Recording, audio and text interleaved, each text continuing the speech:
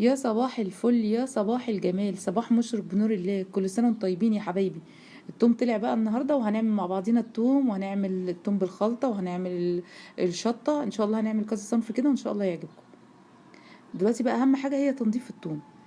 لما بنيجي نعمله في القشرة اللي هي الخفيفة دي، لو انت عايزة تعملي بودرة التوم بتشيلي القشرة دي على جنب، وبعد كده بتفصصي التوم زي ما انتم شايفين كده على جنب. التوم ده انا كنت جايبه حوالي 6 كيلو. ما شاء الله 6 كيلو دول على فكرة بيقعدوا فترة يعني. اهم حاجه بقى في تعامل التوم ان انت بتشيلي البذره اللي هي اللي جوه التوم. كده انا نضفت التوم كله، وهضربه بقى في الكبه. بص، هو انا المره دي كنت حاطه كتير بصراحه في الكبه قوي، بس بعد كده قللت بقى الكميه عشان ما يبقاش تقيل على الكبه. اهم حاجه وانت بتنضفي التوم بتبقى في عضميه في النص كده، دي لازم تتشال عشان دي ما تكسرش الكبه معاكي. ان واحده على واحده هتبقى تقيله قوي على الكبه. بس هنبتدي بقى نفرمه كله ورا بعضه كده. دلوقتي بقى هنعمل اللي هو التوم اللي فيه الخلطة. التوم ده بيبقى حلو قوي للسمك، بيبقى حلو قوي لو عايزة تخليه لي بتنجان بتاع، بيبقى سهل يعني. فلفل وتوم. وانا دلوقتي هحط كرفس. الكرفس ده بيبقى حلو جدا في تتبيلة السمك. والتوابل بقى اللي عندك اي توابل، لا يعني بواقي التوابل اللي عندك كلها حطيها وظبطي بقى توابل جديدة. بهار، شطة، كل حاجة كل حاجة عندك توابل حطيها. التوم المخلط ده يا شباب في التلاجة اقسم بالله كنز. كده احنا ضربناه اهو، هنحط بقى كله على بعضه.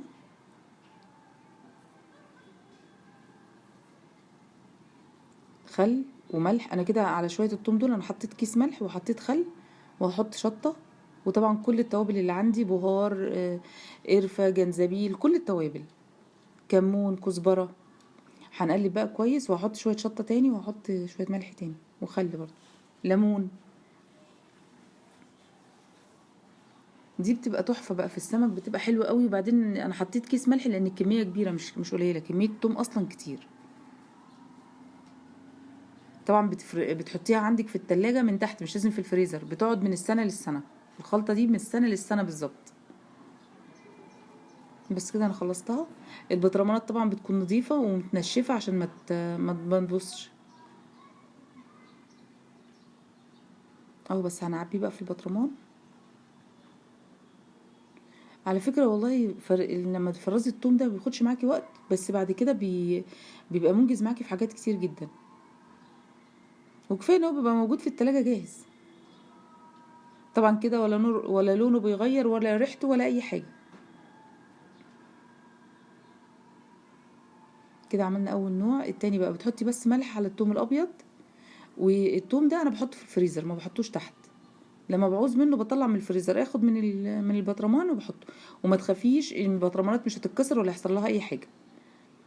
بطرمان ازاز نظيف ومتنشف بتحطي فيه، وبتحطيه بقى في الفريزر. برضو من السنه للسنه نفس اللون ونفس الريحه، ما بيحصلوش اي مشكله. بس كده انا قلبته كويس، وهبتدي بقى برضو اعبي في البطرمانات. بصوا ما شاء الله ال6 كيلو عملوا معانا يعني كذا بطرمان. وما شاء الله بطرمانات كبيره مش صغيره يعني. بس كده هعبيه كله في البطرمان وهشيله. الحاجات دي بقى طبعا في الاكل، لما بتكوني بتعملي ملوخيه، بتعملي حاجه، بصراحه الحاجه لما بتكون جاهزه يعني بيوفر عليكي نص الوقت بالظبط. اللهم صل وسلم وبارك على سيدنا محمد وعلى اله واصحابه اجمعين. دعوه بقى من القلب حبايبي كده، ربنا يصلح حالنا جميعا يا رب، وتجعلها ايام مباركه علينا جميعا يا رب. بتضغطي البطرمان عادي جدا، ما تقلقيش، البطرمان ما بيكسرش وما بيجرالوش اي حاجه.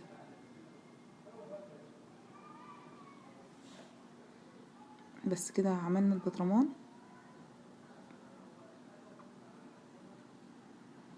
ولا زيت ولا اي حاجه، هو ملح بس ملح فقط. انا بشيلها بقى كده. لو عوزت اعمل خلطه تاني بطلع منه واعمل الخلطه عادي يعني، بحط بقى عليه الكرفس والفلفل والحاجه، وبحط عليه التوابل. كده دلوقتي هنعمل معانا اللي هي الشطه. الشطه دي بتبقى حلوه قوي جنب الاكل. الفلفل بتنضفيه وبتضربيه في الخلاط. تمام، انا عملت اول كميه، هعمل بقى معاكم تاني كميه. اهي شايفين، بننضفه ونغسله ونحطه في الخلاط. طبعا يا ريت تبقي لابسه جلافز عشان خاطر الفلفل ده ممكن عشان سبايسي وكده ممكن يضايقك في صوابعك. اهو هنضرب بقى كله في الكبه بس. وبعد كده حاولي ان انت لما تيجي تعملي اي مخللات او حاجات زي كده، بالذات لو هي سبايسي، ما تحطيش عليها ملح كتير. يعني انا هحط دلوقتي على الكميه دي معلقه ملح واحده، واحط طبعا معلقه توم وشويه زيت بس. يبقى كده ده كده اللي هو الفلفل اللي هو السبايسي، اللي هو الشطيطه يعتبر. جنب اي اكل بيبقى حلو قوي بصراحه، بيفتح النفس وبيبقى تحفه. وممكن تحطي منه على المحشي كمان. طبعا احنا عاملين التوم جاهز ومفيش فيه اي مشكله. هناخد بقى من التوم اللي هو الفريش ده ونحط بقى معلقه توم، معلقتين، كتري معلقتين توم. وبعد كده هحط بقى شويه خل وشويه زيت صغيرين ومعلقه ملح، وهتقلبي كويس وتحطيه بس في برطمان برضو نضيف بالطريقه دي بيقعد معاكي سنه بالظبط في التلاجة، ما بيحصلوش حاجه. بس انا بصراحه الشطه موجوده اصلا طول السنه، فمش بحب اعمل منها كميه، لما بيخلص بعمل الجديد. يعني كل ما بتخلص الكميه بعمل كميه تانية. بس معلقه واحده بس ملح.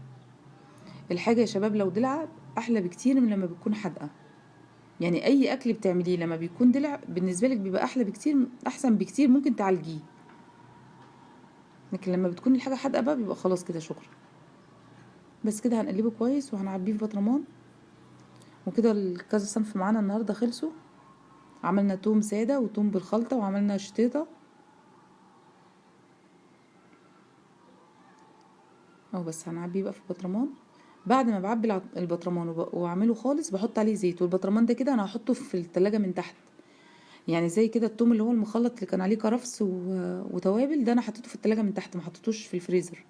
اللي في الفريزر التوم الابيض فقط، لان التوم الابيض لو اتحط تحت في التلاجة لونه بيغير، لكن طول ما هو في الفريزر هيقعد معاكي من السنه للسنه. بس كده انا مليت البطرمان. هحط بقى شويه زيت كده على الوش وخلاص.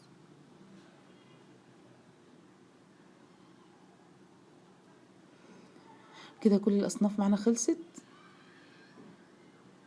واشوفكم في رعايه الله. اشوفكم الفيديو الجاي ان شاء الله.